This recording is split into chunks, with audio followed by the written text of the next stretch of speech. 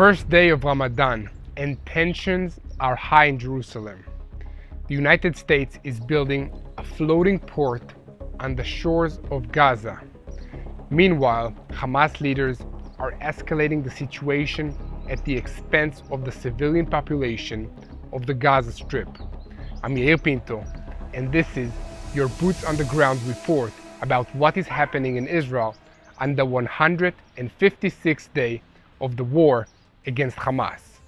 And first of all, I want to say Ramadan Kareem to my Muslim friends and neighbors. Ramadan in Islam is the month of religious rapprochement, internal reflection, in which Muslims abstain from food, drink, and smoking from sunrise until sunset in the evening. It is a holiday that is essentially associated with mercy and forgiveness, but in Muslim history, it is a month of wars, and that means it is also a month when Israel's security system is under added pressure. This year, Ramadan is taking place in the shadow of the Hamas-Israel war. This is happening in the background of attempts by Hamas leader in Gaza, Yahya Sinwar, to set the area on fire and incite the Israeli Arabs to carry out acts of violence and rioting. Israel is on high alert amidst fears that the situation could ignite, leading to violent disturbances and civil unrest. The epicenter of everything is the old city of Jerusalem, and especially the Temple Mount. So Israeli security forces have been deployed there in large numbers and remain on high alert. Actually, I can't remember the last time Ramadan holidays didn't put the entire Israeli security system on high alert and readiness. This year, the whole world is on standby. Israel's policy has been and always will be to maintain freedom of worship for all religions. This is how Israel will of course behave this year at Ramadan as well. It is important to remember that Hamas strives to set fire to the area during Ramadan at the expense of everyone else, including the Palestinian residents of the Gaza Strip. So please continue with us to spread the truth, share our videos on YouTube, follow us on social media, and help us create more content by supporting us financially. And most importantly, continue to pray for the peace of Jerusalem. Your prayers are the secret weapon that can thwart Hamas's plans to ignite an explosion in this region. Meanwhile, IDF spokesman Rear Admiral Daniel Hagari was interviewed by Sky News Arabia this week, saying that Hamas leaders are escalating the situation in Gaza. There are 4 Hamas brigades in Rafah that we want to destroy and dismantle. We will implement the ground attack plan on Rafah at the appropriate time and create the appropriate conditions. The military operation in Rafah is important. A solution must be found with the international community to make the distribution of aid safe in the northern Gaza Strip. Keeping all of this in mind, I believe it is possible to understand why US President Joe Biden recently announced the establishment of a temporary floating port in Gaza for the transfer of food, water, and medical supplies. The maritime corridor through Cyprus will allow the Americans to supplement aid that reaches Gaza from the Rafah crossing and from Israel, making sure it bypasses Hamas, which shamelessly steals from the aid shipments that are already being sent into the Strip, and little of it makes its way to the northern part of the Gaza Strip. The Americans choose to build a floating port because the port that exists today in Gaza City is shallow, suitable for small fishing boats but not for cargo ships. Therefore, in order to bring in sufficient large volumes of supplies and equipment, the Americans must build a port in Gaza.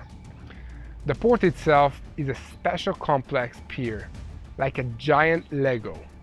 It will be made of iron floats 12 meters long each, which connect to each other up to a length of 550 meters. The floating pieces allow quick assembly of parts for the ferry and also an access road towards the beach. These structures were perfected by the US Marines in World War II when they had to land troops and vehicles on small islands in the Pacific which didn't have a deep water port. Another thing that will have to be delivered to this port is fuel, and this will be done by using refueling ships anchored far offshore, sending the fuel through tubes to storage tanks close to the coast. Look, a port has many advantages over the current method of airdropping supplies, but the biggest advantage is the massively increased volumes of supplies that can be delivered and the speed at which it can be done. However, there's also a very dangerous downside. In order for a port to work, it will require US soldiers to be present on the ground in Gaza, something that will be politically very difficult for the United States administration. I don't see how this can be avoided. The IDF is supposed to provide a perimeter security to the port so Hamas cannot approach the area where the supplies are being unloaded. But there will still need to be someone on the ground unloading the cargo and making sure it gets put on the trucks to be sent to wherever it's supposed to go. If the Americans don't do that part themselves, I'm not sure who will. This will all have to be sorted out very soon because yesterday it was reported that a logistical ship was sent from the United States Navy on its way to the Eastern Mediterranean. This ship is designed to carry out the construction of the temporary floating dock planned for the coast of Gaza. It is important to emphasize that building such a port is a complex process that can't be rushed, with the Pentagon saying it will take them about 60 days to complete the port. As I said before, the question of who will take responsibility for receiving and properly distributing the aid inside the strip after it's been unloaded will have to be answered soon. It is clear to all parties that Hamas cannot be responsible for the distribution of the aid, but the United Nations and non-governmental organizations also lack the capacity to be sufficient players in the distribution of food, especially since Israel is refusing to cooperate with UNRWA and many other countries are continuing to withhold support and funding for this organization. Even if UNRWA was somehow rehabilitated, it has never been an armed group, and thus it does not have the ability to physically prevent Hamas or other armed groups from stealing the aid as we have seen recently in the Gaza Strip. Once again, I will take this opportunity to ask you to continue helping us spread the truth about the situation by sharing our videos on YouTube and other social media platforms. If you'd like to send us direct support, there is a link next to the video where you can do so. Switching focus now to the southern Gaza Strip, where fighting continues, I will begin this part of the report by closing a circle that began last Friday when Major in Reserves Amishai Ben David of the Egoz unit was killed in action. The terrorists who killed him were tracked and located within 24 hours, and a combined ground and air operation was launched against their position.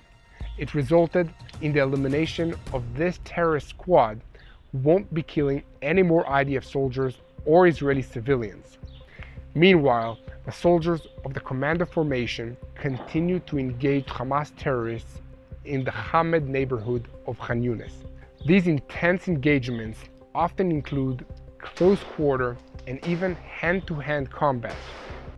The Israeli Air Force is always ready to lend support to the ground forces, providing real-time intelligence and sometimes direct fire support. In the last 24 hours, terrorist positions inside apartment buildings were raided, uncovering the usual mountains of weapons, explosives, and ammunition. IDF field reports indicate that 18 terrorists were eliminated in the course of these raids as they refused to surrender, and preferred to go down fighting. Some Hamas terrorists did decide to save themselves by surrendering, and this included 2 field commanders who were interrogated by the IDF intelligence. The information they gave will probably be used to plan today's raids against Hamas. In another location, the combat team of the 7th Brigade and the Givati Brigade combat team, along with the Air Force and the Armored Brigade, engaged Hamas terrorists in fierce battles, leading to the elimination of several terrorists. As has become quite routine by now, they also discovered and destroyed large amounts of weapons and ammunition that Hamas has intended to use against Israelis. The IDF now is starting to fight in a western neighborhood called Hamed. Until October 7th, Hamed in the Khan Yunis area consisted of more than 50 buildings with a height of 5 stories each, including about 3,000 housing units. Qatar provided most of the money for the housing complex, starting about 7 years ago.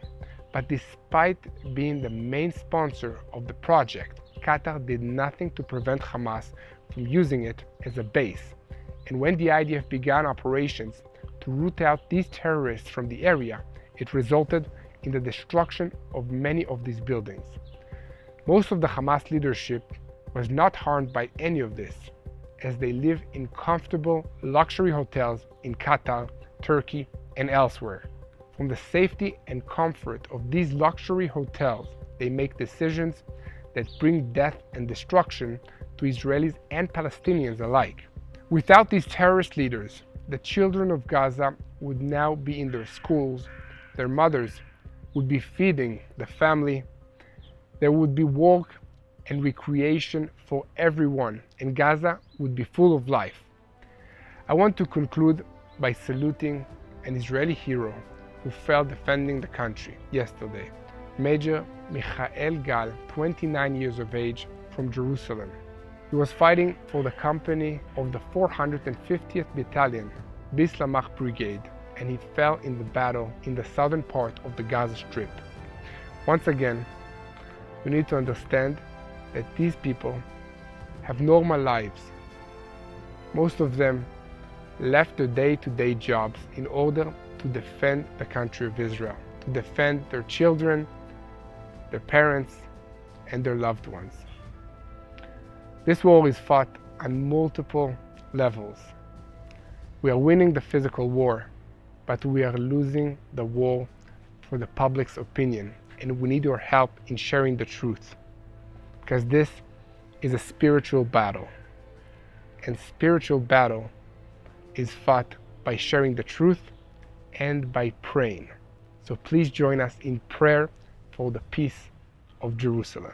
Hello, this is Mati here in Jerusalem with TBN Israel. This is Yair Pinto from TBN Israel here in Jerusalem. TBN Israel is keeping viewers informed with Israel-focused news, culture, and what God is doing in this land. Support TBN Israel today online at tbn.org/Israel. Thank you.